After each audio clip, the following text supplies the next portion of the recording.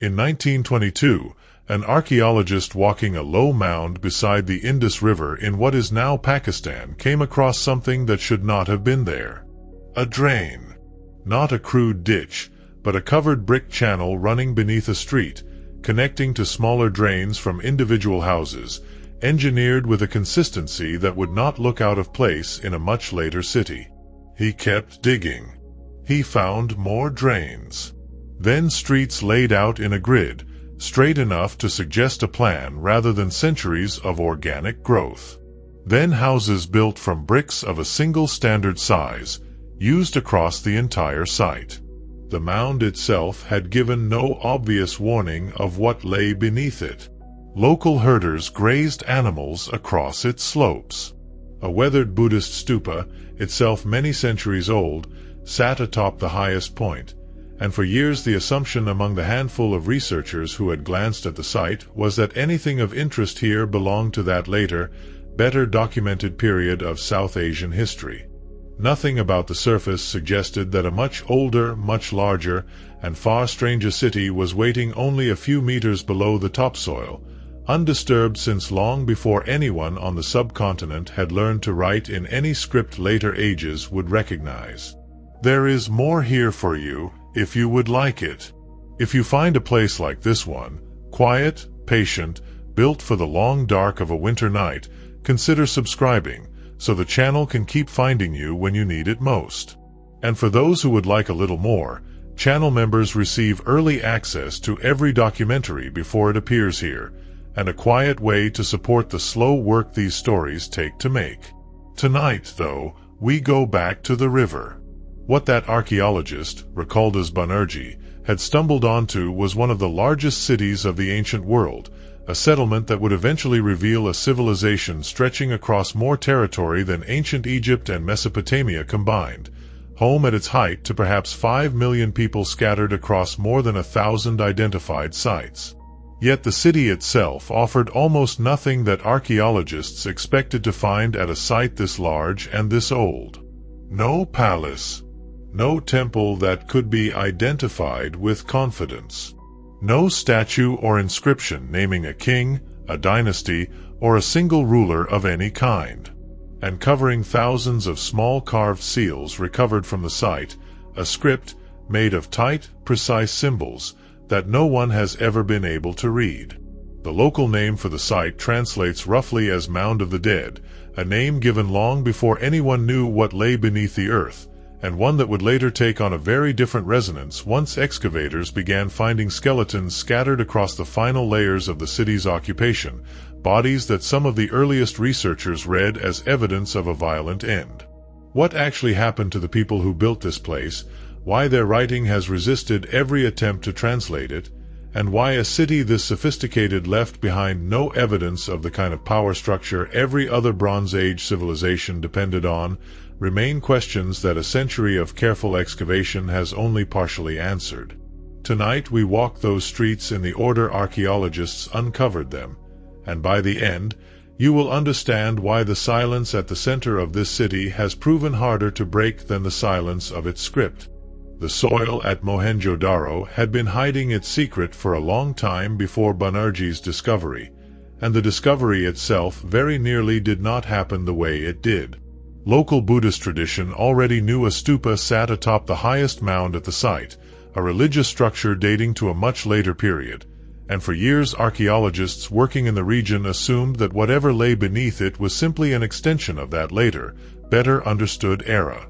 Banerjee's closer inspection in 1922 changed that assumption within days. Beneath the stupa and the layers immediately around it, he began uncovering brickwork and artifacts that did not match anything from the historical periods Indian archaeology had catalogued. The bricks themselves were the first clue that something considerably older was involved, fired clay bricks in a strict ratio of length to width to height that showed no sign of evolving or drifting over the layers he excavated, as though an entire civilization had agreed on a single standard and simply never deviated from it. Banerjee's initial reports to his superiors described his growing conviction that he had found something considerably older than the stupa, though he lacked at that point any secure way to date what he was seeing.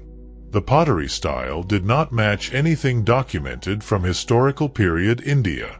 The seals, when the first examples emerged from the soil, carried a script no one in the department recognized, and animal imagery rendered with a technical confidence that suggested experienced, established artisans rather than a newly emerging tradition still finding its feet. News of the find reached John Marshall, then Director General of the Archaeological Survey of India, who recognized within the material a connection to another site being excavated at the same time, roughly 600 kilometers to the northeast, called Harappa. The pottery styles matched. The brick ratios matched. The seals, carved with animals and a tight, unfamiliar script, matched almost exactly. Marshall announced in 1924 that both sites belonged to a previously unknown civilization, one that predated everything then known about organized urban life on the Indian subcontinent by well over 1,000 years. The announcement landed in a field that had, until that point, organized its understanding of the ancient world around Egypt and Mesopotamia, with South Asia treated as a peripheral latecomer to civilization. Mohenjo-Daro and Harappa appended that framework almost overnight. Radiocarbon dating that would come decades later confirmed the core period of the civilization's urban height at roughly 2500 to 1900 BCE, placing it squarely alongside the Old Kingdom pyramids of Egypt and the early dynasties of Sumer, a third great river civilization that the rest of the world had simply never known to look for. What Marshall and the excavators who followed him would spend the next century trying to understand was not simply when this city existed, but how a settlement this large, this carefully planned, and this widespread across an enormous territory, had managed to organize itself without leaving behind a single piece of evidence for who, or what, was actually in charge. Marshall's 1924 announcement, published in the Illustrated London News, deliberately invoked comparison to the two civilizations every educated reader of the period already knew, suggesting that India could now claim a river civilization to stand alongside the Nile and the Tigris and Euphrates. The comparison was not idle promotion. Excavation in the years that followed confirmed the Indus civilization cities employed systems of standardized weights, planned urban layouts, and long-distance trade networks that, in several specific respects, exceeded what either Egypt or Mesopotamia had achieved during the equivalent period of their own development. To understand how unusual Mohenjo-Daro's layout truly was for its time, it helps to picture what a contemporary city elsewhere in the ancient world typically looked like. Streets in most Bronze Age settlements grew the way streets grow when nobody plans them, narrow, winding, shaped by centuries of individual houses expanding into whatever space was available, a pattern still visible in the oldest quarters of many cities today. Mohenjo-Daro did not grow this way. Excavation revealed a city organized on a grid, main thoroughfares running roughly north to south and east to west, wide enough in places for carts to pass, intersecting at close to right angles, with smaller residential lanes branching off at regular intervals. The consistency extends down to the individual brick, manufactured in a ratio of 4 to 2 to 1 across the entire urban area, a standard so exact that a brick made in one part of the city would fit seamlessly into construction anywhere else in it. The city divided into two principal sections. To the west, a raised mound now called the Citadel, built on a massive platform of mud brick that would have taken enormous, coordinated labor to construct before a single building went up on top of it. To the east, the lower town, a sprawling residential and commercial district where most of the population actually lived. The elevation of the Citadel was not accidental. Built above the seasonal floodline of the Indus, it protected whatever structures stood on it from the river's annual rise, suggesting the platform itself was among the first and most significant undertakings of the city's builders, an investment in flood protection made before the rest of the urban plan could safely follow. The sheer volume of earth and brick required to raise the Citadel platform to its finished height represents, on its own, one of the more underappreciated engineering feats at the entire site. A foundation building project on a scale that would have demanded organized labor and material transport sustained over a considerable period before the platform was even ready to support the structures eventually built on top of it. Whoever coordinated this initial phase of construction was working from a plan that anticipated the city's future needs well in advance, a form of long-term civic foresight that, once again, implies some functioning mechanism of collective decision-making and resource allocation. However invisible that mechanism has remained to a century of subsequent excavation.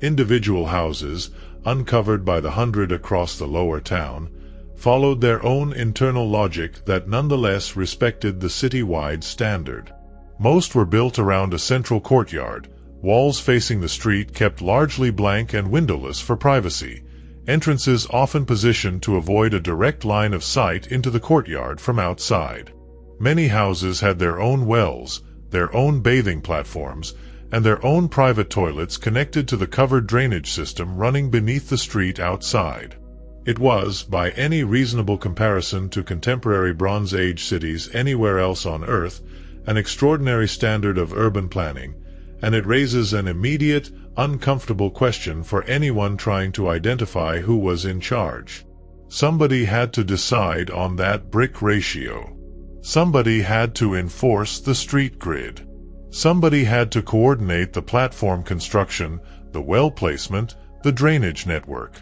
Every other Bronze Age society that achieved anything like this level of coordinated infrastructure left behind a palace, a named king, or an army of administrators recorded in surviving texts. Mohenjo-Daro left behind none of these, and the deeper archaeologists dug, the stranger that absence began to look. House sizes varied considerably across the lower town, from small single-room dwellings to sprawling multi-courtyard complexes covering hundreds of square meters, suggesting a population with real economic differentiation even in the apparent absence of any visible ruling elite at the very top. What remains consistent across every house, regardless of its size, is the underlying construction standard, the same brick ratio, the same basic sanitation technology, the same general orientation relative to the street grid, as though wealth in this society translated into more space and better finishing rather than into a fundamentally different category of architecture entirely reserved for an aristocratic class.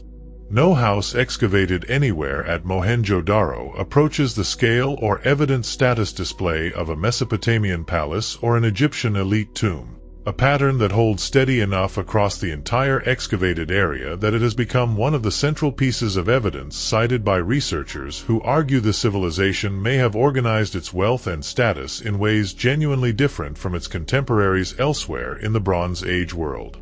Nowhere does the sophistication of Mohenjo-Daro's engineering become more vivid than in a single structure near the center of the Citadel Mound, a rectangular basin now known simply as the Great Bath, and nowhere does the mystery of what actually happened in this city become more frustrating than standing beside it, looking at a piece of architecture whose exact purpose no one has ever definitively established. The bath measures roughly 12 meters by 7, sunk into the ground and lined with finely fitted baked bricks set in gypsum mortar, the entire basin then coated in a layer of bitumen, a naturally occurring waterproofing material, to prevent any leakage into the surrounding structure. Steps lead down into the basin from both the north and south ends, wide enough for multiple people to descend at once, worn smooth in places by whatever traffic once used them. Small rooms surround the bath on 3 sides, interpreted by different researchers as changing rooms, priestly quarters, or simply additional living space,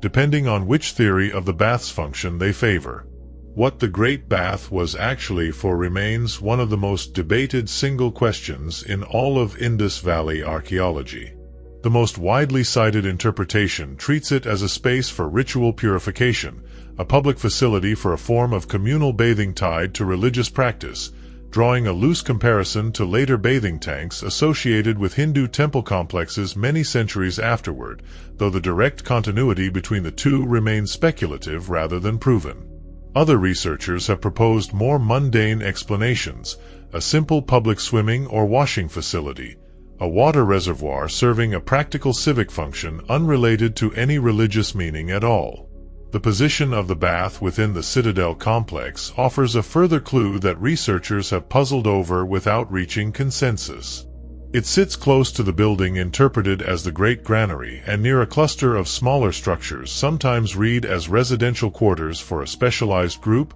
priests, administrators, or craftspeople whose work required proximity to the water source. Whether this cluster of buildings represents the seat of some form of religious or administrative authority, or simply a functional zoning decision unrelated to any hierarchy at all, is a question the architecture alone cannot settle. The bath's construction technique deserves attention on its own. The bricks lining the basin were set on edge rather than flat, a technique that produces a stronger, more watertight surface than the flat-laid brickwork used elsewhere in the city, evidence that the builders understood specifically how to adapt their standard construction methods when a particular structure demanded a higher standard of performance. Between the brick lining and the outer wall, excavators found a layer of bitumen sandwiched between two courses of brick, a waterproofing sandwich engineered with enough sophistication that some modern engineers examining the structure have expressed genuine admiration for a solution that would remain effective,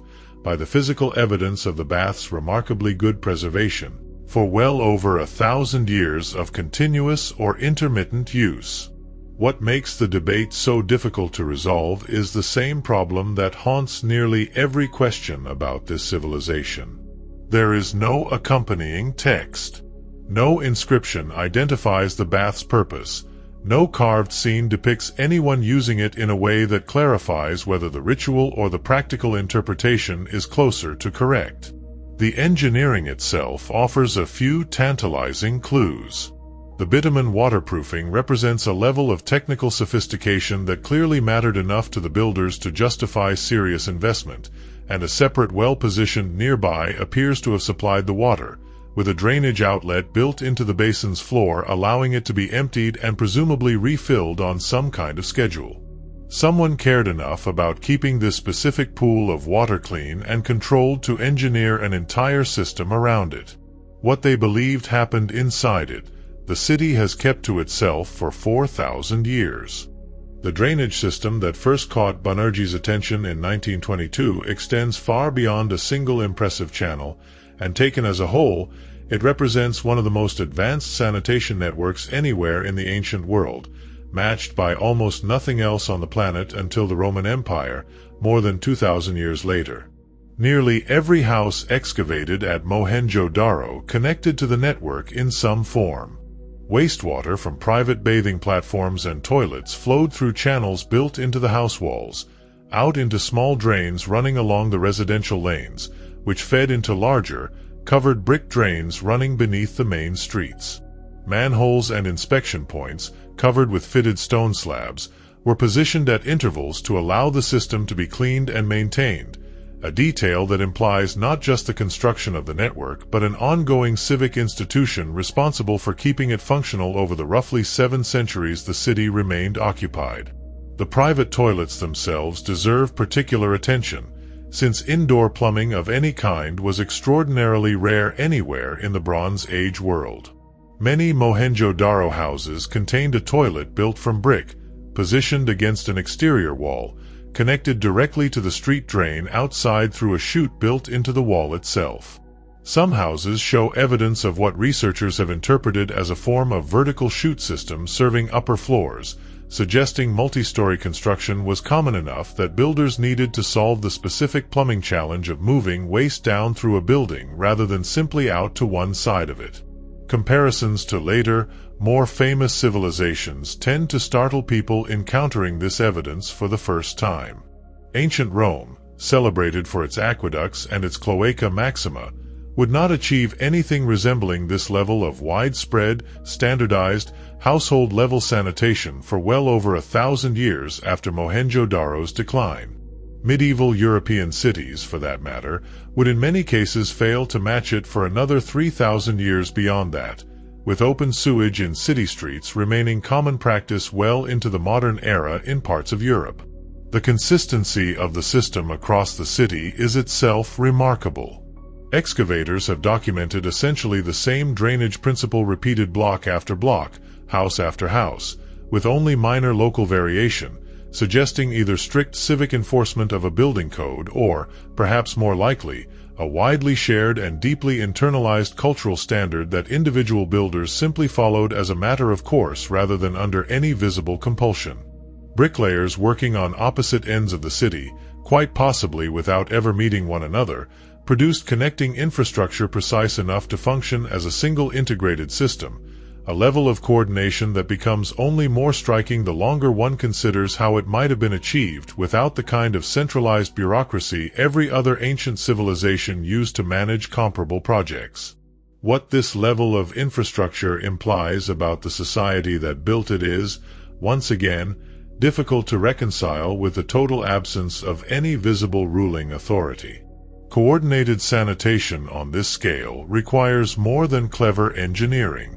It requires enforcement, standardization, and maintenance sustained across generations, the kind of sustained civic coordination that, in every other early civilization on record, came bundled with kings, priesthoods, or bureaucratic administrations who left their names carved somewhere for posterity. At Mohenjo-Daro, the infrastructure survived. The names, if there ever were any to survive, did not. If Mohenjo-Daro had a governing elite, its most likely physical trace lies not in any palace, because none has been identified, but in a large building on the citadel mound that excavators named the Great Granary, based on its resemblance to storage structures they were already familiar with from other ancient civilizations. The structure consists of a massive platform divided into a grid of rectangular blocks, separated by narrow air channels that some researchers interpret as ventilation designed to keep stored grain dry and cool. The scale of the building, and its position on the elevated, presumably more controlled citadel mound rather than the general residential lower town, led early excavators to a confident conclusion. This was where the city's food surplus was collected, stored, and presumably redistributed, evidence of a centralized economic authority managing agricultural output on behalf of the wider population. More recent research has complicated this picture considerably.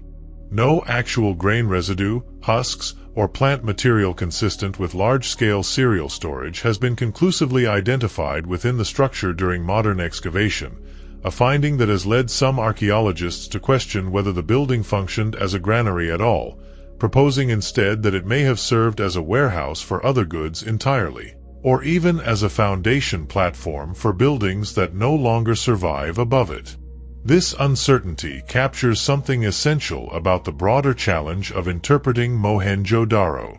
Structures that would, at almost any other Bronze Age site, come labeled with confidence based on comparison to well-documented parallel civilizations, resist easy classification here precisely because the civilization that built them left behind no administrative texts, no tax records, no royal inscriptions describing how its economy actually functioned. Archaeologists studying Sumerian cities can read cuneiform tablets recording grain distributions down to the individual worker.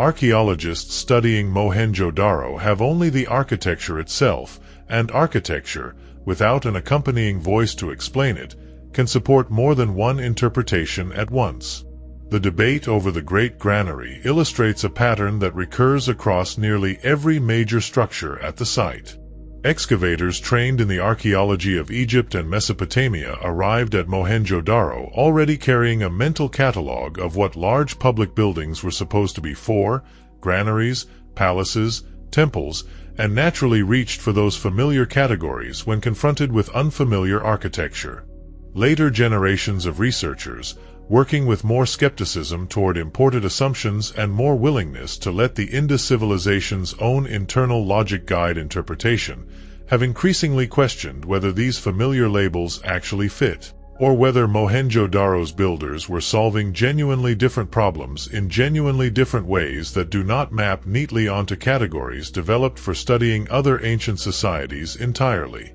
What is not in dispute is that the city engaged in trade at a scale requiring some form of standardization and oversight. Excavators have recovered a remarkably consistent system of cubical stone weights, following a binary progression, doubling in size at each step, used with a precision that has been measured against modern standards and found accurate to a fraction of a gram. Whoever managed the city's commerce cared enough about exact measurement to manufacture and distribute weights this precise across the entire urban area, and quite possibly across the wider Indus civilization as a whole. The mechanism behind that precision, whether royal decree, guild standard, or some other form of collective agreement entirely lost to time, remains, like so much else here, a structure without a named architect. Comparable weight systems recovered from other Indus civilization sites, separated from Mohenjo-Daro by hundreds of kilometers, follow the identical binary progression and the identical base unit, evidence of a standard maintained not just within a single city but across the entire geographic extent of the civilization, a level of economic coordination that, in the absence of any centralized administrative record explaining how it was achieved or enforced, ranks among the most genuinely puzzling technical accomplishments the site has produced. A merchant traveling from Mohenjo-Daro to a settlement several hundred kilometers away could apparently trust that a weight marked as equivalent would behave identically in both locations, a level of trust in shared standards that most ancient trading networks required considerably more visible institutional machinery to sustain. Among the tens of thousands of artifacts recovered from Mohenjo-Daro and the wider Indus civilization, one category stands above all others in both sheer quantity and the depth of mystery it represents. Small, square steatite seals, most no larger than a modern postage stamp, carved with remarkable precision and covered in a combination of animal imagery and a tight sequence of symbols that archaeologists refer to simply as the Indus script. Roughly 4,000 inscribed objects have been recovered across the civilization sites, the large majority of them these small seals, intended, based on the raised relief carving on their surface and the impressions they leave when pressed into soft material, to be used as stamps, likely for marking ownership on traded goods or sealing containers in transit. The animal most frequently depicted is a creature researchers have nicknamed the unicorn, not a mythical creature in the fantastical sense, but most likely a stylized profile depiction of a bull, its two horns overlapping in the carved profile view to appear as one, positioned above an altar-like object whose function remains debated. Other seals depict water buffalo, elephants, rhinoceros, tigers, and a range of other animals rendered with careful anatomical observation, alongside occasional scenes that appear to show ritual or mythological content, including one seal often described as depicting a horned figure seated in a yogic-style posture surrounded by animals, an image some researchers have connected, speculatively, to later Hindu religious iconography many centuries downstream. Above nearly every animal image runs a short line of symbols, the Indus script itself, a set of characters numbering somewhere around 400 distinct signs depending on how different researchers count variants and combinations. This is, on its own, a significant clue about the nature of the writing system, since languages using purely alphabetic scripts typically require only a few dozen signs, while systems requiring several hundred distinct symbols usually indicate something closer to a logographic or syllabic writing system, where individual signs represent whole words or syllables rather than single sounds. The specific animals chosen, and the specific way they repeat with only minor variation across seals recovered from sites separated by hundreds of kilometers, suggest the seals functioned within a shared, standardized system understood consistently across an enormous territory, a symbolic vocabulary as tightly controlled as the brick ratios used in the cities themselves. Whether that vocabulary encoded personal names, clan affiliations, commercial contracts, religious formulas, or something else entirely, is a question that has occupied more than a century of dedicated research, and that no one, so far, has managed to answer with confidence. The materials used to carve these seals also deserve attention. Most were cut from steatite, a soft stone that could be carved with fine detail using simple copper tools and then hardened through firing, a technique that required genuine specialized knowledge to execute well. The consistency of quality across thousands of recovered examples, found at sites separated by enormous distances, suggests either a network of trained craftspeople following shared techniques passed down through some form of apprenticeship system, or possibly centralized production centers supplying seals to the wider trading network, a question that, like so much else here, remains genuinely open. The firing process itself would have required careful temperature control, since steatite changes color and hardens permanently when heated correctly, turning from its original grayish-green toward a harder, whiter finish that resists wear far better than the unfired stone. Craftspeople capable of consistently achieving this transformation across thousands of individual seals, at multiple production sites separated by hundreds of kilometers, without any surviving written record of how the technique was taught or standardized, represent one more quiet example of specialized knowledge this civilization clearly possessed and clearly transmitted reliably across generations, using teaching methods that, like nearly everything else about daily life here, left behind the finished product but not the instructions. The failure to decipher the Indus script is not for lack of trying.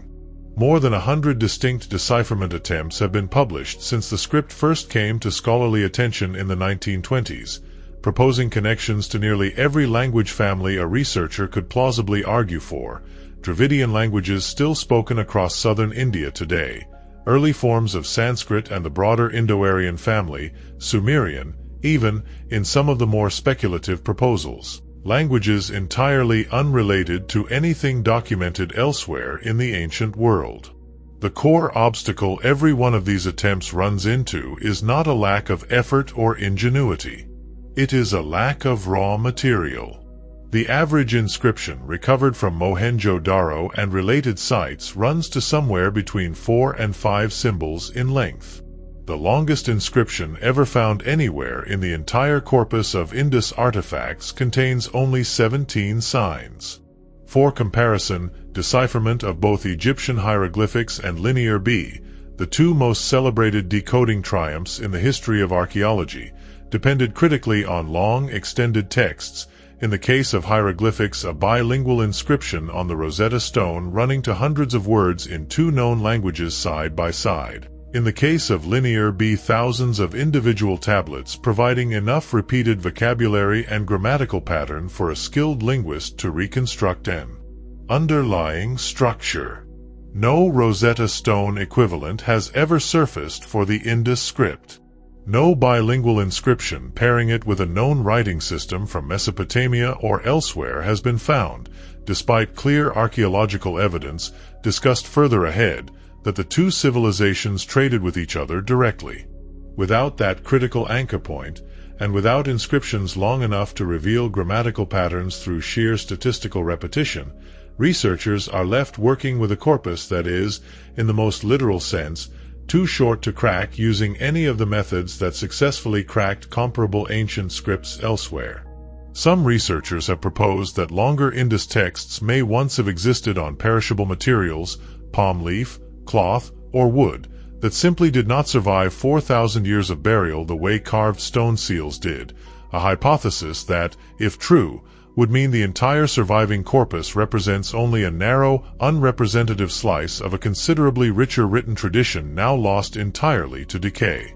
This possibility cannot currently be tested directly, since no such perishable inscriptions have ever been recovered, but it remains a sobering reminder that the absence of long texts in the archaeological record is not necessarily proof that long texts never existed, only that whatever they were written on did not happen to survive in the specific soil and climate conditions of the sites excavators have so far uncovered. A more fundamental controversy sits beneath even this practical obstacle. In 2004, a research team led by linguist Steve Farmer published an argument proposing that the Indus symbols may not represent a full writing system encoding spoken language at all, pointing to the extreme brevity of every known inscription and comparing the symbols instead to non-linguistic systems, heraldic emblems, religious or political symbols, that convey meaning without corresponding to the sounds of a spoken language. The proposal ignited immediate, sustained pushback from other researchers,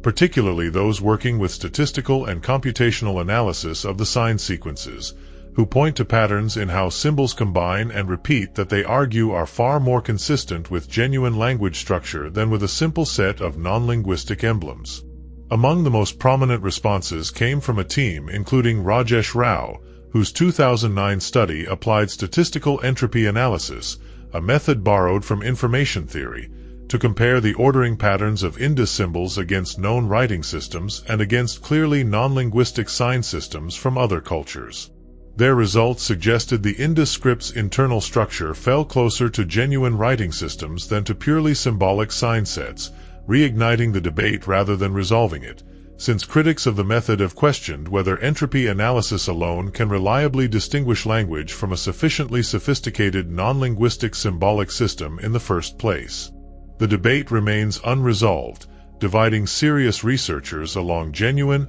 unsettled lines rather than settling into the kind of consensus that eventually emerged around linear B or hieroglyphics. What sits carved into thousands of small stone seals may be the words of a lost people, waiting for the right insight to finally unlock them.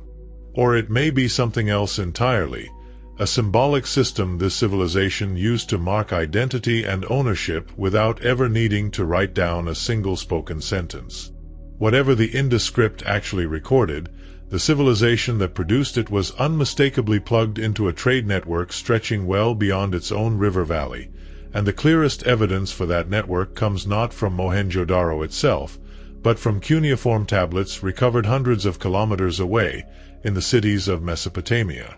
Sumerian and Akkadian texts dating to roughly the same period as Mohenjo-Daro's urban height make repeated reference to a distant land called Meluha, described as a source of valuable goods including carnelian beads, ivory, exotic timber, and other luxury materials, reached by sea trade through an intermediary region the texts call Dilmun, generally identified with the island of Bahrain and the surrounding Persian Gulf coast. Most researchers today accept Meluha as a Mesopotamian name for the Indus civilization itself, or at minimum for the broader trading sphere it dominated, making the Indus Valley one of the earliest documented long-distance trading partners in recorded human history, known to Mesopotamian merchants by name even though no comparable Indus text survives to tell us what the Sumerians were called in return. Archaeological confirmation of this trade relationship comes from artifacts moving in both directions. Indus-style carved seals, unmistakable in their material, their carving style, and in several cases their distinctive script, have been recovered from excavations at Ur, Kish, and other major Mesopotamian sites, evidence that traders, or the goods they carried, physically crossed the roughly 2,500 kilometers separating the two civilizations. Etched carnelian beads, produced using a distinctive Indus technique involving an alkaline paste applied before firing to create a permanent white pattern on the reddish stone, have turned up in royal graves at Ur, luxury items valuable enough to be buried alongside Mesopotamian elites who almost certainly never set foot anywhere near the Indus River themselves. Isotopic and material analysis of copper and other metal artifacts recovered from Mesopotamian sites has, in several documented cases,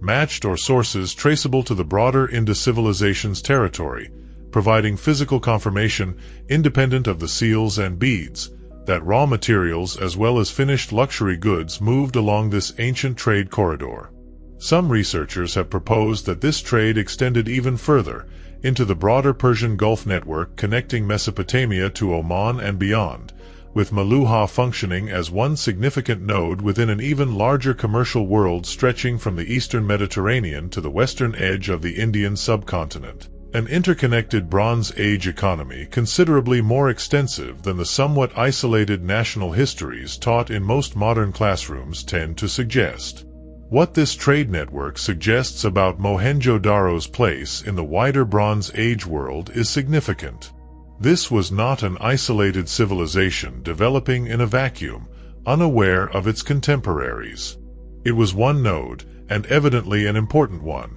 in an interconnected commercial world stretching from the Indus Valley through the Persian Gulf to Mesopotamia, a network sophisticated enough to move standardized manufactured goods across enormous distances with enough consistency that specific artifact types can still be traced back to their region of origin 4,000 years later. Somewhere along those same trade routes, it is entirely possible that someone in Mesopotamia once understood the symbols carved into an Indus seal well enough to conduct business using it.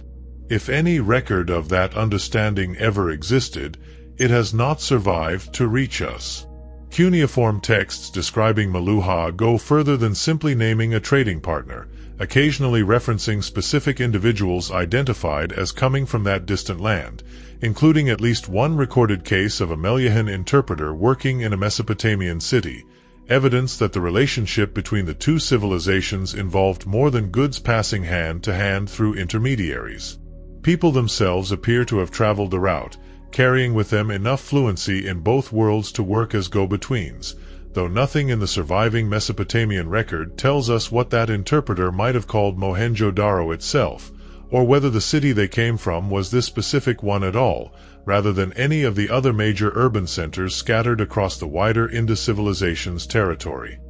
Among the thousands of artifacts recovered from Mohenjo Daro, 2 small bronze and stone figures have come to represent, more than any other single object, the human presence behind the city's imposing infrastructure, and both raise as many questions as they answer about who actually lived there and how they understood themselves. The first, cast in bronze using the lost wax technique, depicts a young woman standing in a relaxed, confident pose, one hand on her hip, adorned with numerous bangles running up her arm, her head tilted with an expression that excavators and later commentators have consistently described as strikingly self-possessed. Discovered in 1926 and now known simply as the Dancing Girl, the figure stands barely 11 centimeters tall, yet the technical sophistication of the casting and the individuality of the pose have made her one of the most reproduced and discussed artifacts from the entire civilization.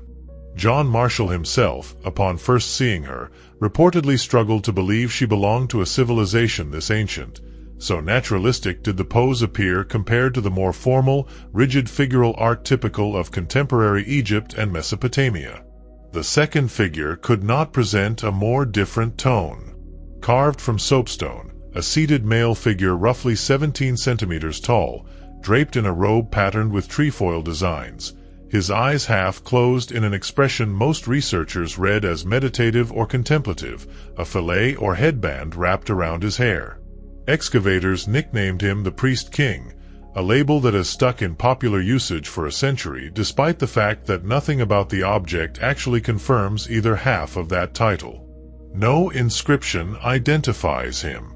No accompanying context clarifies whether he represents a religious figure, a secular authority, an ancestor, or a purely symbolic ideal type rather than any specific individual at all. The contrast between these two figures captures something important about the limits of what archaeology alone can establish. We can describe, with considerable confidence, how these objects were made, what materials were used, and roughly when they were created. We can observe that one figure projects casual, individual confidence while the other projects formal, distant authority. What we cannot do, absent any text that names either figure or explains their significance, is know for certain who they actually were to the people who made them, whether rulers, priests, ancestors, deities, or simply idealized figures representing social roles rather than any single named person.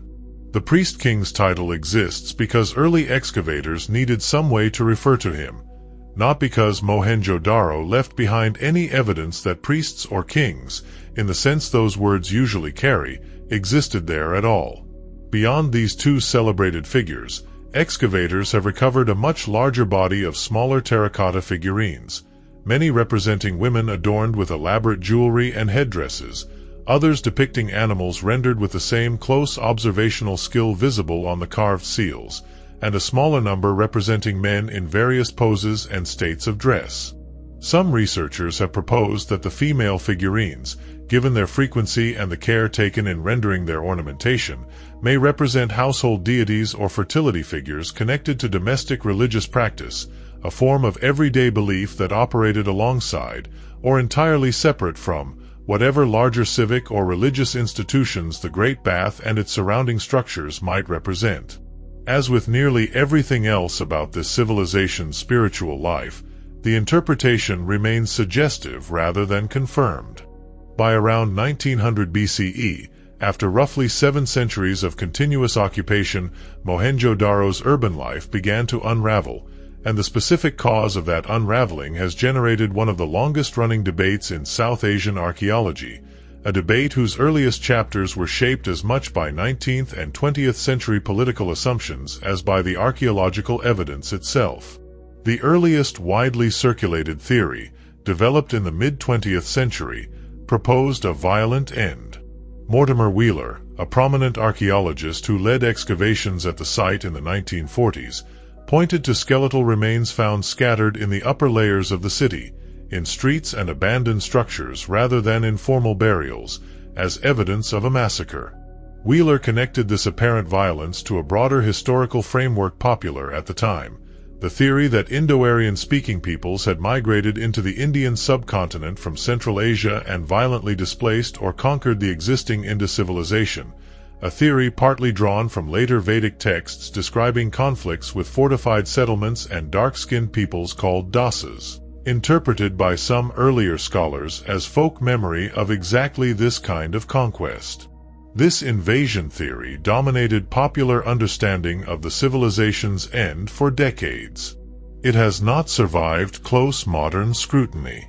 Later, more careful analysis of the skeletal remains Wheeler cited found no consistent evidence of the kind of trauma a violent massacre should leave behind, no widespread pattern of weapon wounds, no mass graves, no burned layer of destruction consistent with city-wide conflict. The skeletons themselves turned out to represent a small number of individuals scattered across different levels and different areas of the site, more consistent with a slow, gradual process of partial abandonment, where a shrinking population left behind unburied dead in a city no longer capable of maintaining its earlier civic order, than with a single violent conquest event. Wheeler himself, to his credit, revisited and qualified his own original theory in later publications, acknowledging that the skeletal evidence was thinner and less conclusive than his earlier, more dramatic framing had suggested. But the massacre narrative had already taken firm hold in popular understanding by that point,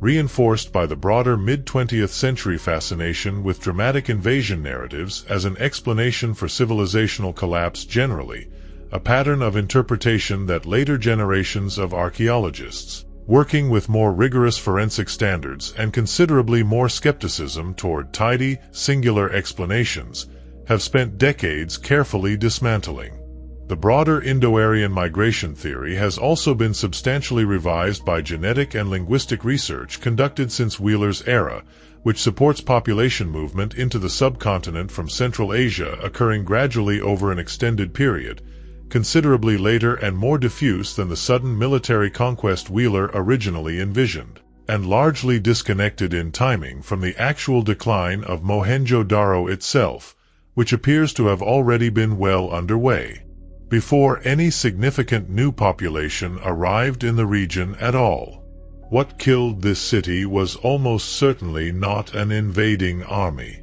The evidence increasingly points somewhere else entirely, toward the river the city depended on for its very existence. The most consistent explanation for Mohenjo-Daro's decline that has emerged from decades of subsequent research involves neither war nor conquest, but the slow, patient work of a changing landscape, specifically the shifting behavior of the rivers the entire Indus civilization depended on for agriculture, transport, and drinking water. Geological and satellite survey research conducted over recent decades has revealed that the Indus civilization did not depend on a single river system, but on a network including the Indus itself and a now largely dried river channel called the Gagarhakra, which likely represented the remains of an ancient, much larger river system, possibly connected in earlier periods to the Sutlej or other tributaries that have since shifted course entirely. A significant number of Indus civilization settlements, some of them larger than Mohenjo-Daro itself,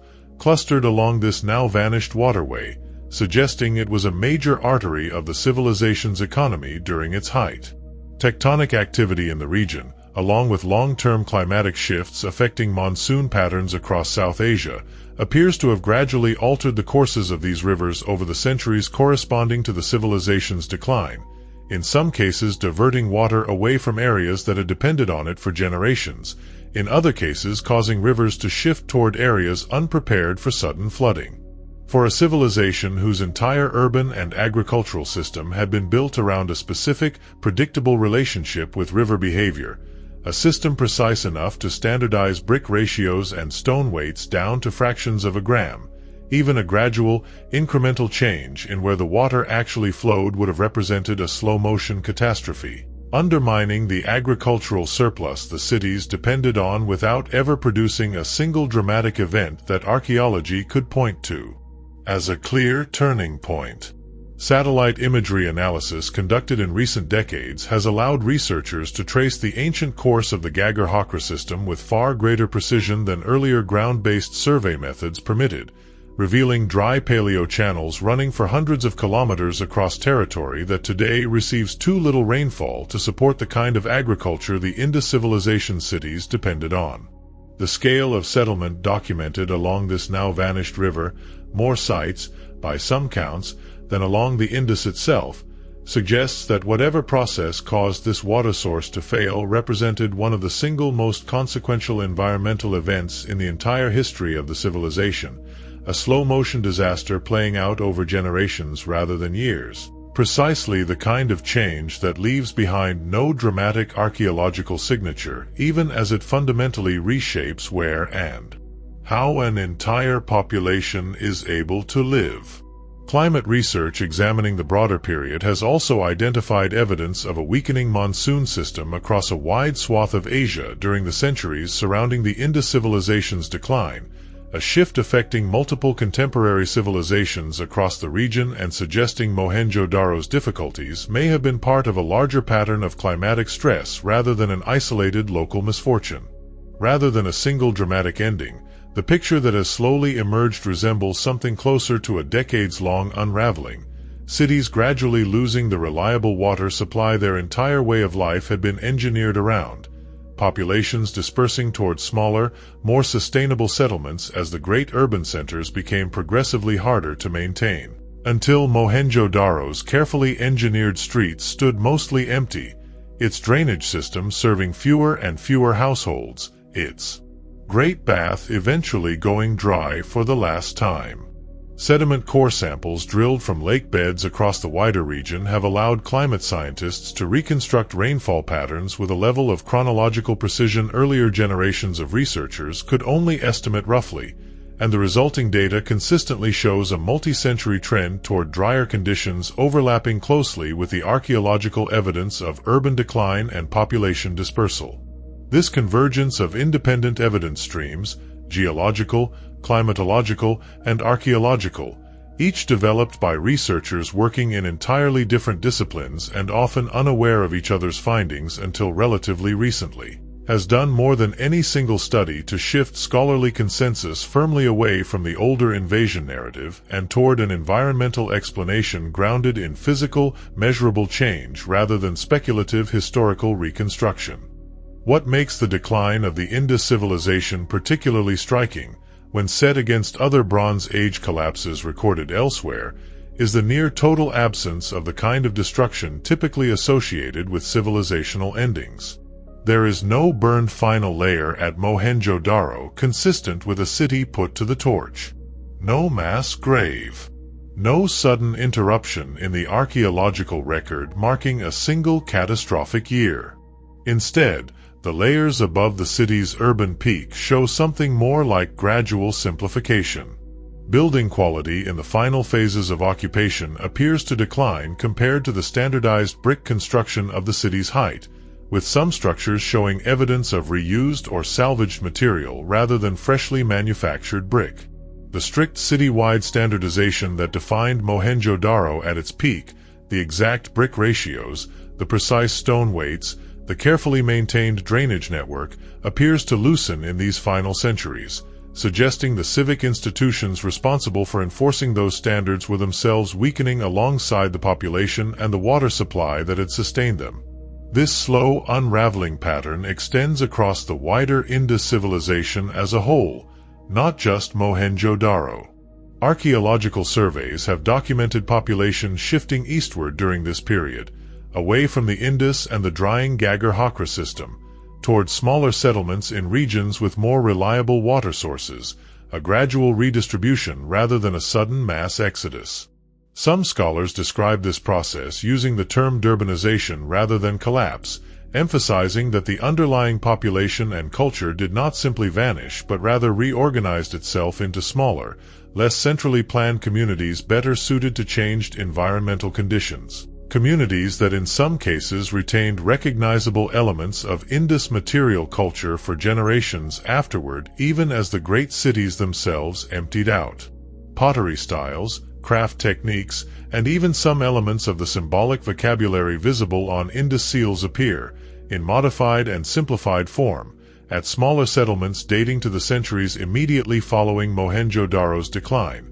evidence that the knowledge and cultural identity of this civilization did not disappear all at once but persisted, fragmented, and diminished, in the memory and practice of communities that had once been part of something considerably larger and more interconnected. The transition, in other words, looked less like an ending and more like a slow dissolution, the pieces of a once unified civilization drifting gradually apart until the connections that had once bound 1,000 settlements together under a shared standard of bricks, weights, and symbols simply stopped being maintained. What this means for Mohenjo-Daro specifically is that its ending was probably experienced, by the people who lived through it, not as a single dramatic catastrophe but as a slow accumulation of smaller difficulties stretched across multiple generations, families relocating one at a time as water grew less reliable, craftspeople finding fewer customers as the population thinned. The elaborate civic coordination that had once maintained hundreds of kilometers of standardized drainage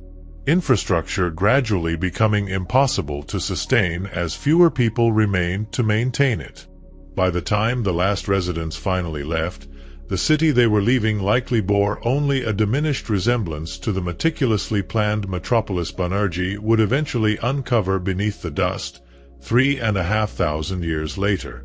One of the most persistent questions surrounding Mohenjo-Daro and the wider Indus Valley civilization it belonged to concerns not how the city ended but how it managed to function at all without the kind of centralized political authority every other major Bronze Age civilization relied upon. The absence is not simply a gap in the evidence. It appears, the longer archaeologists study it, to be a genuine and defining feature of how this civilization actually operated. Consider the comparison directly.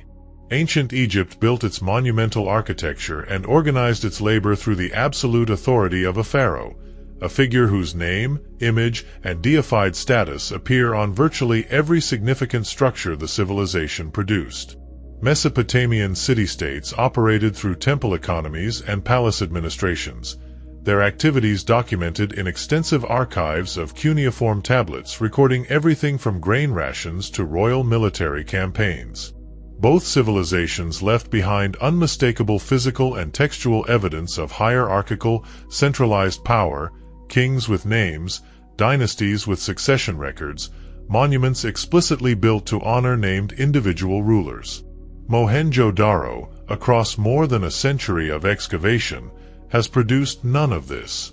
No royal tombs comparable to the treasure-filled burials of Egyptian pharaohs or Mesopotamian kings have ever been found anywhere in the Indus civilization's territory. No monumental inscription names a ruler. No iconography consistently depicts a single figure in a position of unambiguous supreme authority the way pharaonic art depicts the pharaoh. The priest-king statue, despite its popular name, may represent nothing more specific than an idealized social type rather than any actual individual who held power. Some researchers have proposed, based on this consistent and now well-documented absence, that the Indus civilization may have operated through some form of collective or distributed governance, perhaps organized around merchant guilds, religious councils, or regional cooperation between city elites rather than a single centralized monarchy imposing standardization from the top down.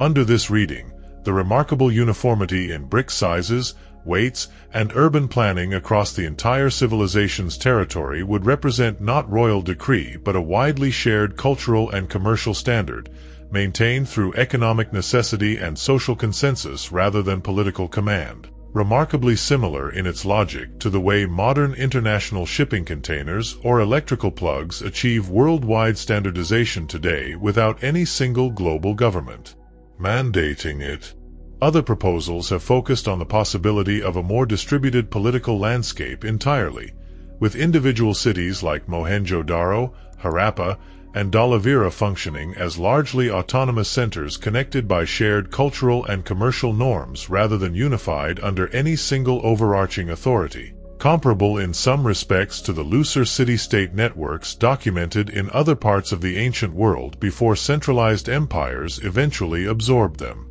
The relative uniformity of material culture across such enormous distances would, under this model, reflect intensive trade contact and cultural exchange between independent centers rather than administrative control radiating outward from a single capital.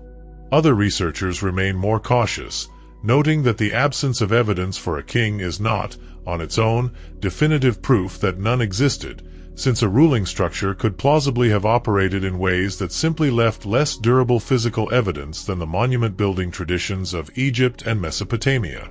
What nearly everyone studying the civilization now agrees on is that whatever political system Mohenjo-Daro actually used, it did not resemble the model that every other well-documented Bronze Age civilization on Earth relied upon, and that difference alone makes it one of the genuinely distinctive political experiments in the ancient world. However, frustratingly little we can say about its actual mechanics. A smaller but persistent line of research has focused on the possibility that religious authority, rather than secular kingship in the Egyptian or Mesopotamian sense, may have provided whatever organizing framework the civilization relied upon, with figures like the so-called priest-king representing not political rulers in the conventional sense but ritual specialists whose authority derived from religious rather than military or dynastic legitimacy. Under this model, the standardization visible across the civilization's material culture would reflect shared religious or cosmological beliefs about proper measure and proper order, enforced through social and spiritual sanction rather than through the kind of visible coercive apparatus, armies, fortifications, prisons, that political rule elsewhere in the ancient world typically required to maintain itself. Standing today among the excavated ruins of Mohenjo-Daro, now a UNESCO World Heritage Site in Pakistan's Sindh province, the physical experience of the place carries its own particular weight, distinct from anything a photograph or a written description fully conveys. The heat in this part of the Indus Valley climbs relentlessly through the day, the exposed brick absorbing and radiating warmth that makes early morning, before the sun clears the horizon, the only comfortable window for walking the site's narrow lanes. Dust moves constantly across the exposed excavation areas, fine and pale, settling into the grooves of 4,000-year-old brickwork the same way it has settled for the decades since the site was first uncovered, a slow, patient erosion that conservation teams battle continuously and never fully win.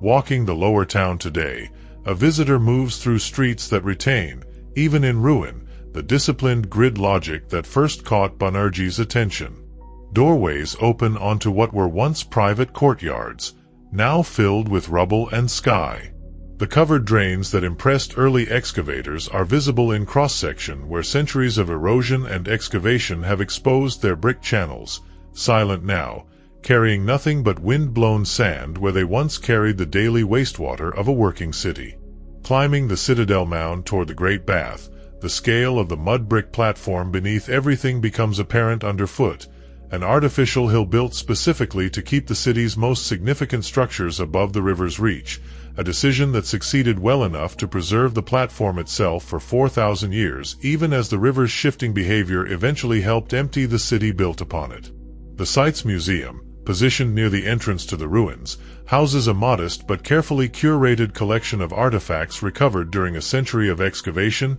seals, pottery, jewelry, and the smaller everyday objects that rarely make it into international touring exhibitions but that, taken together, offer visitors a more complete sense of daily life here than the grand architecture alone can provide. A child's toy cart, wheels still intact after 4 millennia. A simple clay whistle shaped like a bird.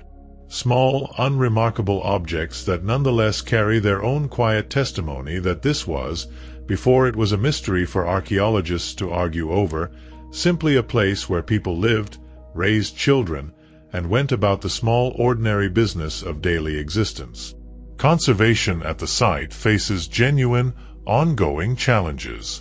The same exposure to open air and monsoon rainfall that eventually allows visitors to see the brickwork also accelerates its decay. Salt efflorescence drawn up through the brick by groundwater, gradually crumbling surfaces that survived intact underground for millennia but weather rapidly once excavated and exposed. Pakistani archaeological authorities and international conservation bodies have worked for decades to slow this process. Reburial of vulnerable sections, careful drainage management, and controlled visitor access, all forming part of an ongoing effort to preserve what remains visible while resisting the temptation to excavate further sections of the site that current conservation resources cannot adequately protect once uncovered. The site's remote location, several hours from the nearest major city, has historically limited visitor numbers compared to more accessible archaeological destinations elsewhere in the world, a circumstance that conservationists view with genuine ambivalence. Fewer visitors means less tourism revenue to fund preservation work, but also considerably less physical wear on fragile brick surfaces than a more heavily trafficked UNESCO site might experience. Local guides, many of whom have worked at the site for decades and absorbed considerable informal expertise about its history and ongoing conservation challenges, remain one of the primary ways visitors encounter the layered, still partially unresolved story the ruins actually tell, a story that official signage, however carefully written, can only summarize rather than fully capture. Much like Göbekli Tepe on the other side of the ancient world, only a fraction of Mohenjo Daro has actually been excavated, and the decision to leave the rest untouched reflects the same hard-earned caution that has come to define responsible archaeology at major sites everywhere. Estimates suggest less than half of the identified urban area has been formally excavated, with substantial sections of the lower town, and almost certainly earlier occupation layers beneath the levels already exposed, remaining completely undisturbed beneath the modern surface. This restraint is not simply about limited funding, though funding constraints are real and ongoing. It reflects a lesson the field learned, in part, from Mohenjo-Daro's own excavation history. Early 20th century archaeological methods, however careful by the standards of their time, lacked the conservation science and documentation technology available today, and sections excavated in the 1920s and 1930s suffered measurable deterioration in the decades that followed, exposed brick crumbling faster than early conservation techniques could manage. Contemporary archaeologists working across South Asia have absorbed this lesson directly, treating the still-buried majority of Mohenjo-Daro as a resource best preserved for future researchers equipped with better tools, rather than a puzzle that needs solving immediately regardless of the cost to what remains. What almost certainly waits in those unexcavated sections is difficult to overstate. If the pattern established by the excavated portion holds, additional residential blocks, further evidence of craft production, and quite possibly additional inscribed seals that could, in sufficient quantity, finally provide the statistical density decipherment efforts have always lacked, may lie only meters beneath ground that has not been disturbed since the city's final residents departed 3,500 years ago. Every season of careful excavation elsewhere in the Indus civilization's territory continues to add new artifacts to the corpus, and with them, however incrementally, new data for the researchers still working to crack a script that has resisted every serious attempt for a full century. Ground-penetrating radar and other non-invasive survey techniques, increasingly affordable and increasingly precise in recent years, offer archaeologists a way to map at least the broad outlines of what remains buried without committing to full excavation. A middle path between total ignorance of what lies beneath the surface and the kind of disruptive digging that conservation science now urges researchers to approach with far greater caution than the field exercised a century ago. Preliminary surveys using exactly these methods have already suggested the full urban footprint of Mohenjo-Daro extends somewhat beyond even the generous boundaries current maps assign it, hinting that the known city may represent only the visible core of a settlement whose true extent has not yet been fully traced. The unexcavated majority of Mohenjo-Daro sits now much as Göbekli Tepe's buried enclosures do, deliberately left in the dark, not because curiosity has run out, but because the specific combination of patience, technology, and resources required to excavate it responsibly has not yet fully arrived. What the city is still not telling us remains, for now, exactly where it has always been. Underground. Undisturbed. Waiting. There is something fitting about a city this obsessed with standardization and precision now sitting under the same kind of careful, deliberate restraint that governs its modern study. Every decision about where to dig and where to leave the ground exactly as 35 centuries of undisturbed sediment left it, follows a discipline not entirely unlike the discipline the original builders themselves seem to have applied to their bricks and their weights, a recognition that consistency and patience, sustained over a long enough period, tend to produce results that hurried, careless effort never could. The wider significance of Mohenjo-Daro extends well beyond the specific mysteries of its script or its missing kings, touching on a broader question about how historians and archaeologists have traditionally told the story of early civilization itself, a story that for much of the 20th century centered almost entirely on Egypt and Mesopotamia, while treating South Asia as a comparatively minor participant in humanity's earliest urban experiments. The scale of the Indus Valley civilization alone challenges that older framing directly. At its height, the civilization's territory covered an area larger than modern Pakistan and northwestern India combined, encompassing well over 1,000 identified settlement sites, a geographic footprint considerably larger than either contemporary Egypt or the combined city-states of Sumer. Its trading network reached, as the Maluha references in Mesopotamian texts confirm, all the way to the heart of the civilization historians had long treated as ancient Mesopotamia's only serious rival for the title of humanity's first true urban culture.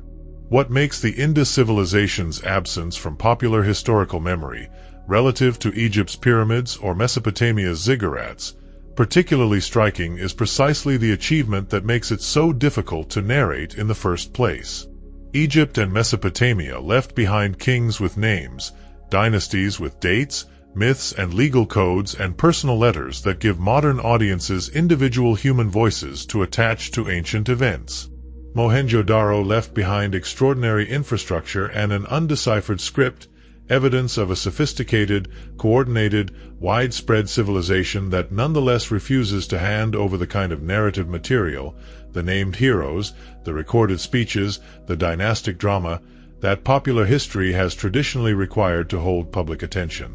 This is, in its own way, one of the most genuinely humbling lessons the site has to offer. Historical fame and historical significance are not the same measurement. A civilization can build cleaner streets and better plumbing than the empires that came 1,000 years after it, can trade across thousands of kilometers with civilizations sophisticated enough to write its name down in their own language, and can nonetheless remain comparatively unknown simply because it never left behind the specific kind of evidence, individual names attached to individual deeds, that later ages have always found easiest to remember and retell. The imbalance shows up clearly in how the ancient world is generally taught even today. Students encountering ancient history for the first time typically learn the names of multiple Egyptian pharaohs and Mesopotamian kings before they encounter the Indus Valley civilization at all, and when they do, the encounter is often brief, a paragraph or two acknowledging its existence before returning to civilizations with richer textual records and more dramatic, personality-driven narratives to tell. Mohenjo-Daro's achievement was, in a sense, too quiet and too collective to compete for attention against pyramids built to glorify a single-named ruler or law codes issued in a king's own voice. The city's genuine accomplishments, its sanitation, its standardization, its evident social stability sustained across 7 centuries without the wars and dynastic upheavals that punctuate the historical record of its contemporaries, do not translate easily into the kind of story that popular history has traditionally rewarded. This pattern extends into museum collections and popular media as well, where Egyptian and Mesopotamian artifacts, backed by name, date, and narrative context drawn from surviving texts, dominate public exhibitions and documentary programming in a way that Indus civilization material, however technically impressive, simply cannot match without that same textual anchor. A carved seal depicting an unnamed animal above an unread script does not carry the same immediate narrative hook as a cartouche naming a specific pharaoh whose tomb, wives, and military campaigns can all be traced through surviving records. The gap is not a matter of the Indus civilization's achievement being smaller. It is a matter of that achievement being harder to narrate to an audience trained, by centuries of prior historical storytelling, to expect names and dates as the entry point into any ancient story worth telling. The broader Indus Valley civilization that Mohenjo-Daro belonged to continues to yield new archaeological sites at a steady pace, each new excavation adding another data point to a picture that remains, even after a century of dedicated research, only partially assembled. Sites like Dalavira, discovered decades after Mohenjo-Daro and Harappa, revealed sophisticated water conservation systems adapted to a considerably drier local environment, reservoirs and channels engineered to capture and store seasonal rainfall with an ingenuity matching anything found along the Indus itself. Evidence that this civilization's engineering skill was not confined to river-adjacent cities but adapted flexibly to whatever specific environmental challenge a given region presented. Rakhigarhi, in the Indian state of Haryana, has in recent years yielded some of the most significant genetic evidence available for understanding the population that actually built these cities. Ancient DNA extracted from skeletal remains suggesting a population with deep roots in the South Asian subcontinent itself, predating and largely distinct from the later population movements associated with Indo-Aryan migration, further undermining the older invasion narratives that once dominated popular understanding of the civilization's history and its eventual transformation. Each new site adds pressure to the central, unresolved question that has defined Indus Valley studies since Marshall's original 1924 announcement. More seals continue to be recovered every excavation season, more inscriptions added to the corpus that decipherment researchers depend on, and yet the fundamental problem, inscriptions too short and too repetitive to yield the statistical patterns full decipherment requires, remains stubbornly unsolved despite the growing dataset. Computational linguists continue applying increasingly sophisticated statistical models to the accumulated corpus, and periodic announcements of breakthrough insights continue to surface in academic journals and, occasionally, in more sensational press coverage. But no proposed decipherment has yet achieved the kind of broad scholarly consensus that eventually settled the question for either Egyptian hieroglyphics or Linear B. What this ongoing, incremental progress suggests is that Mohenjo-Daro's central mysteries are unlikely to be resolved through any single dramatic discovery, a Rosetta Stone unearthed in some future excavation season that instantly unlocks everything. The more probable path forward, if one exists at all, runs through exactly the kind of patient, decades-long accumulation of evidence that has characterized the field since Banerjee first noticed that strange, out-of-place brick drain a century ago. One new seal, one new excavated block, one new genetic sample at a time, each contributing a small additional piece to a puzzle that has so far refused to reveal its complete shape. International collaboration on Indus Valley research has expanded considerably in recent decades, bringing together Pakistani and Indian researchers, whose access to sites on either side of a politically sensitive border has historically complicated coordinated study of a civilization that predates the modern nations now dividing its former territory, alongside archaeologists, linguists, and computational researchers from institutions around the world. This growing international attention has produced steady, incremental advances even without a single conclusive breakthrough, refined dating techniques, more sophisticated statistical analysis of the script corpus, and an expanding catalog of related sites that continues to fill in gaps in the broader picture of how this civilization actually lived, traded, and eventually, slowly, came apart.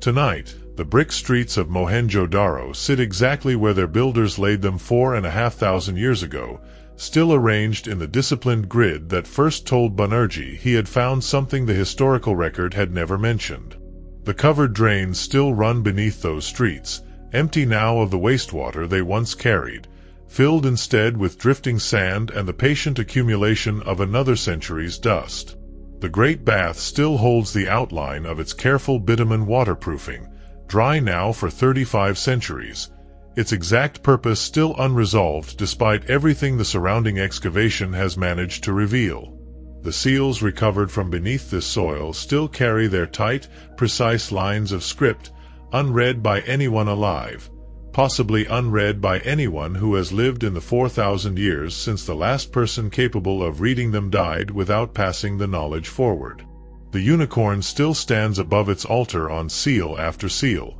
facing the same direction it has faced since some anonymous carver first pressed a blade into steatite and gave it shape, waiting for an explanation that a full century of dedicated scholarship has not yet managed to provide. What the people who built this city actually believed, who or what they understood themselves to be governed by, what specific words their script was recording when a merchant pressed a seal into wet clay to mark a shipment bound for Mesopotamia, none of it survives in any form that can currently be read the way a Sumerian tablet can still, today, be translated word for word.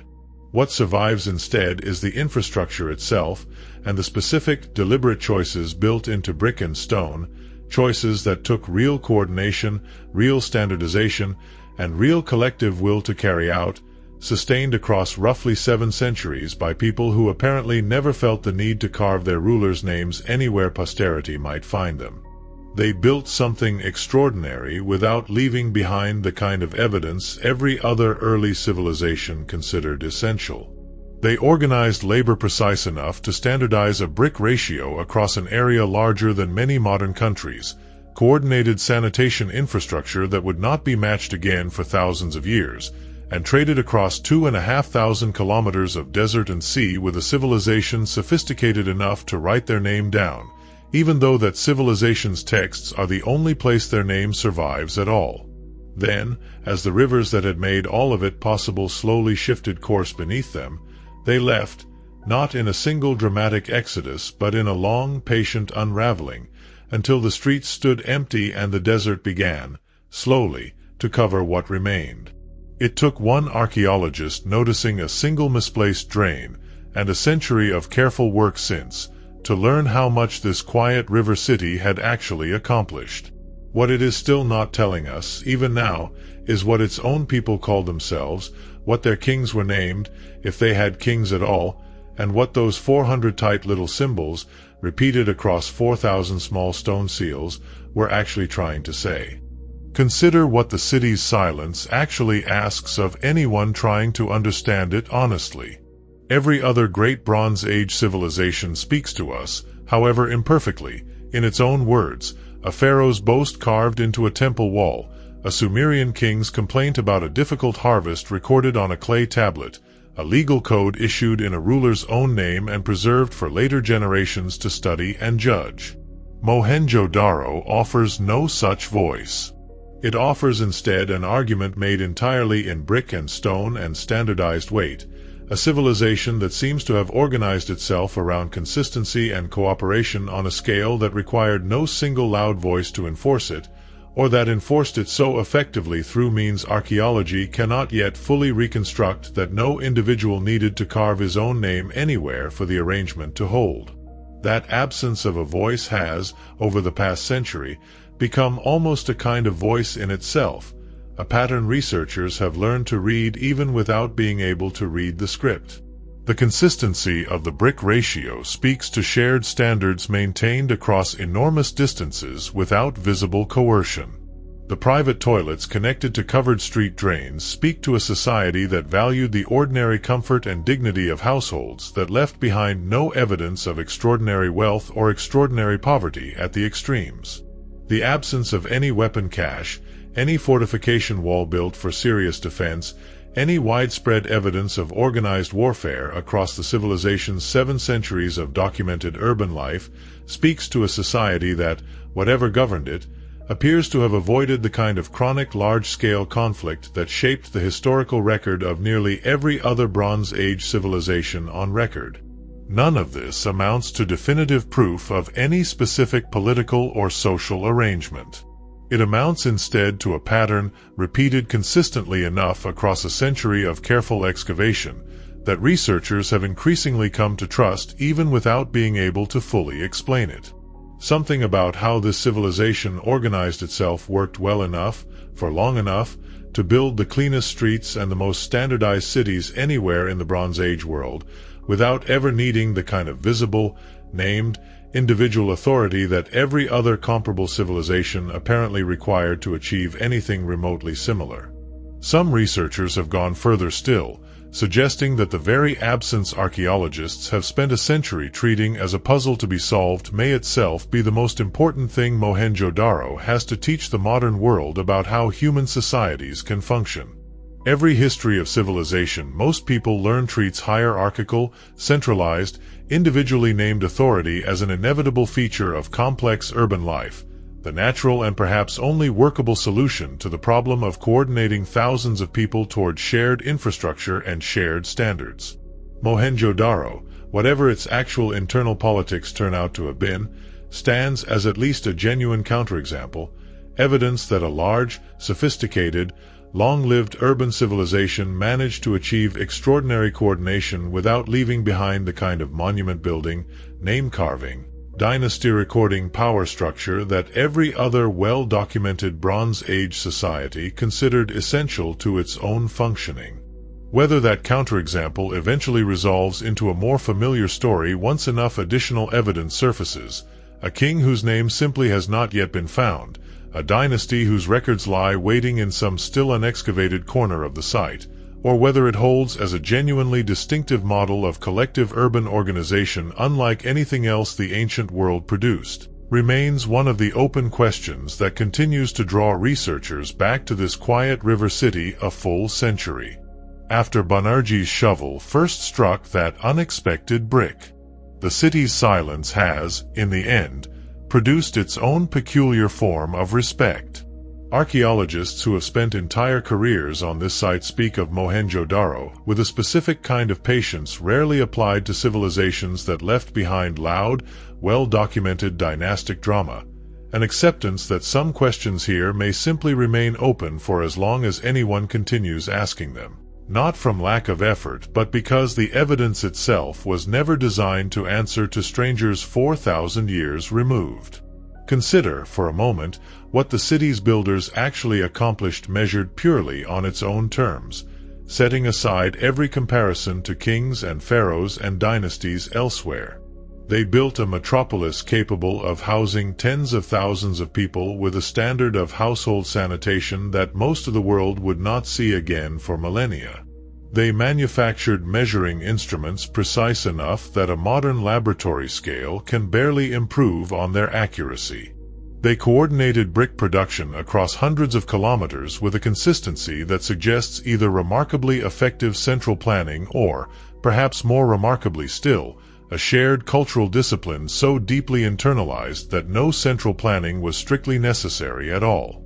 They traded across 2,500 kilometers of difficult terrain and open water with a civilization sophisticated enough to record their existence in writing, even if that civilization never thought to record anything more specific about who, precisely, they were dealing with. There is a particular kind of respect owed to a civilization that built this well without needing anyone to remember its rulers' names. The streets are still straight. The drains, where excavated, still show the engineering logic that impressed Banerjee from the very first afternoon he knelt beside that first exposed channel.